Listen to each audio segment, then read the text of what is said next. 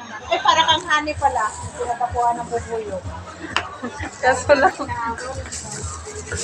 Tapos, ang sarap ng buhay nila, no?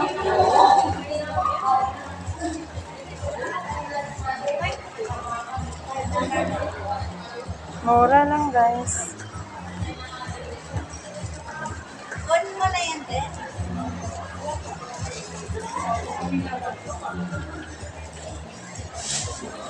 Hindi ko itagay ko. Wala ko po eh. Hmm? Baka pinapinip ko. Bakit wala ko din? O nga, sinan ko nga kay Lang po. Ten. Sinabi ko nga kay Ten, sabi ko wala ka dito. Saka na pag gagawa ako ng sa atin. Hanap ako ng magandang view. Di kasi nila kilala yung iba nating ano eh. Tayo lang yung nakilala nila. Oo, kasi tayo lang yung maingay dito. Hmm. Yung mga nag-busy. Pinasa ko kay Ten, sabi ko wala ka dyan. Hindi kami nagkaya. Reklamo yun si Po. Oo. Kahit po.